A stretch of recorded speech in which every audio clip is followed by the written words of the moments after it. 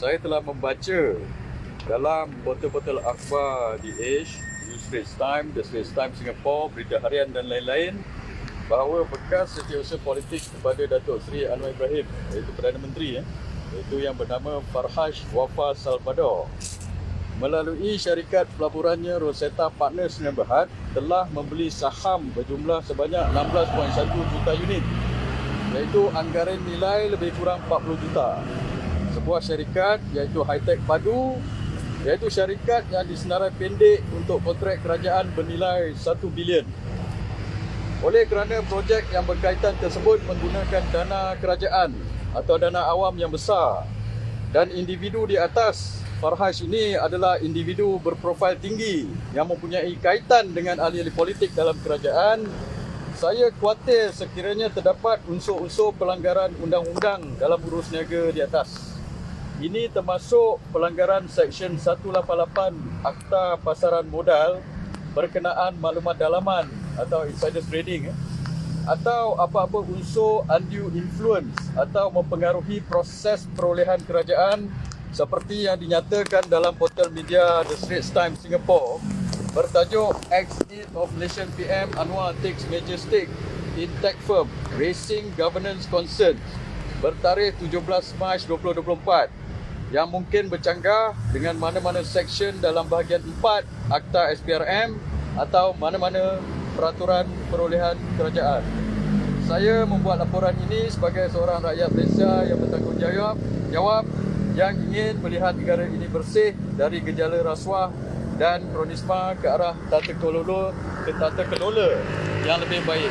Dengan laporan ini diharapkan agar pihak berkuasa PDRM, SPRM dan Suruhanjaya Security dapat memulakan siasatan untuk menegakkan undang-undang. Sekian. Ya, betul. Betul. Selepas ini saya akan pergi ke SPRM pula sebab kita khawatir ada pelanggaran undang-undang dalam 3 jenis. Nombor 1, saya report polis ini. Sebab kita khawatir ada pelanggaran daripada segi peraturan-peraturan perolehan kerajaan itu.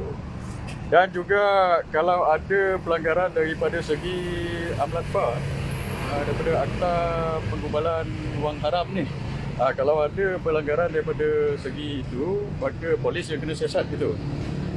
Dan SPRM pula, macam saya cakap tadi, bahagian 4. Bahagian 4 ini adakah apa-apa ada unsur-unsur rasuah atau salah guna kuasa dekat situ.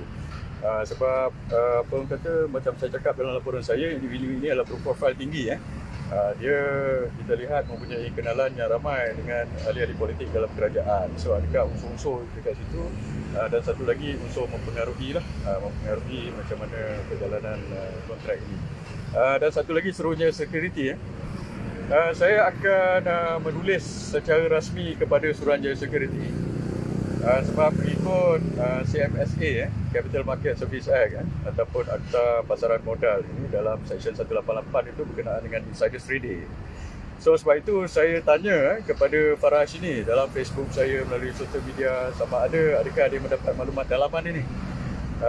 Sebab itu hari dia ada buat statement. Dia kata macam ini, dia kata dia deny lah ada unsur-unsur kroni kapitalisme macam mana macam tu. Dia kata if I'm betting on this Hi-Tech Padu, kenapa pula dia invest dalam data Age, dia cakap macam itulah. Nombor 1, saya nak cakap kalau dia bet dalam syarikat ini, Hi-Tech Padu ini, itu adalah satu bet yang besar itu. 40 juta punya bet itu. So adakah betting ini, saya nak tanya, bersandarkan kepada apa-apa maklumat dalaman yang dia dapat. Itu satu. Dan saya juga nak bawa persoalan-persoalan yang rakyat tanya daripada social media ini. Tadi saya punya TikTok itu berkenaan hal ini, lebih 1 juta view orang tengok dan banyak komen itu. Banyak komen daripada rakyat tanya mana dia dapat duit ini. So dia saya dengar semalam dia hantar notice of demand kepada saya. Saya cakap macam ini, awak hantar notice of demand, buat apa? Awak jawab je lah soalan saya tu. Soalan saya tanya, nombor 1 rakyat tanya mana awak dapat duit ni, senang dia jawab je lah. Kita pun rakyat nak tahu pasal ini melibatkan orang kata kontrak kerajaan yang besar ni. Dan saya buat report tadi sebab ini kontrak 1 bilion. Ini dana awam tau. Ini melibatkan kita semua ini. So sebab itu ini adalah public interest. So kita nak tahu. So dia kena jawab lah berkenaan perkara-perkara ini.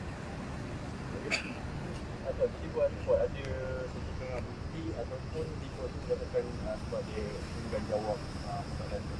Okey, saya buat report ni biasanya dalam kes-kes macam ini, bukti-bukti ini kes-kes dia ni complicated sebab kes komersial atau something. Sebelum ini ada juga macam kes-kes komersial macam ni.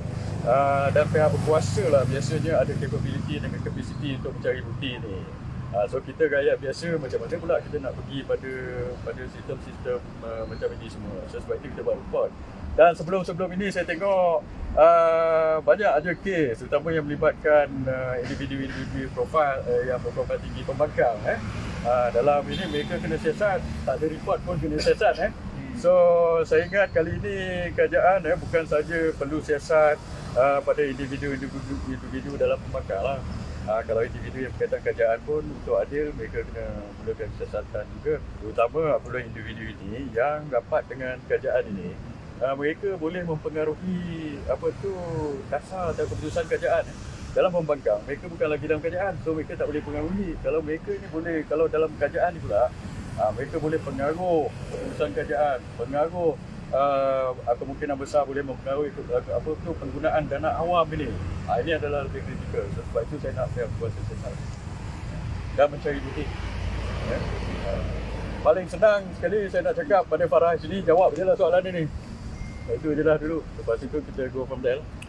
Apa respon Isam Jalil tentang satu statement dia keluar kat FMT bahawa beliau dah bukan terlibat dengan politik, dah bukan terlibat dengan pentadbiran sekarang ni. So dia bebas nak buat apa saja.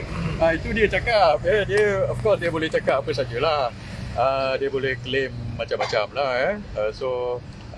Dalam kalau ikut secara rasmi dia memanglah dia tak ada jawatan rasmi dan sebagainya. Tapi ini tidak menghalang seseorang itu untuk mempunyai pengaruh. Dalam politik ni, pengaruh itu kadang-kadang lebih penting daripada jawatan rasmi. So, macam yang dibawa oleh Akhbar Singapura tu, dia kata raising concern on undue influence. Undue influence ini yang raise isu-isu berkenaan tata kelola. So, kalau saya ingat Perdana Menteri Anwar Ibrahim selalu duk cerita pasal tata kelola, dia kena bagi perhatian kepada isu ini sebab ini 1 bilion kontrak kerajaan ini. Yang dapat adalah yang yang telah disenarai pendek 3 syarikat ini. 3 syarikat ini pula tiba-tiba 2 daripada 3 ini kawan atau kenalan dia beli saham kepada dalam melalui satu entiti lah kepada syarikat ini. So ini yang raise issue of tata kelola ini. So saya nak tengok lah sama ada kalau dia tak respon atau buat tak tahu je. So saya tengok rakyat akan persoal lah masalah ini tata kelola ke tata kelaut ke tata kelongkang ni macam mana. So sebab itu kita tak nak menggunakan bahasa-bahasa kasar macam inilah. Tetapi saya nampak memang rakyat concern berkenaan hal ini dan ini perlu dibagi satu perhatian yang serius oleh Perdana Menteri sebab dia juga adalah Menteri Kewangan. Dan saya tahu apa-apa perolehan kerajaan melebihi satu peringkat, satu akan berada di satu kementerian itu. Yang kedua, kalau lebih tak salah saya dulu 50 juta ke apa, saya dalam kerajaan dulu, dia akan pergi pada MOF. So MOF Menteri Kewangan. Walaupun ini kontrak immigration ni pada Kementerian Dalam Negeri iaitu Saifuddin Nasution. So dalam PKR juga.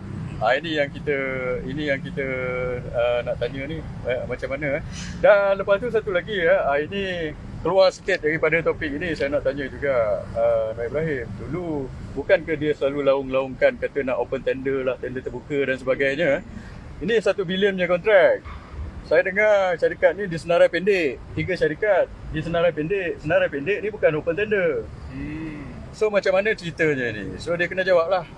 So dulu yang dijanjikan tata kelola, open tender dan sebagainya, apa jadi sekarang ni?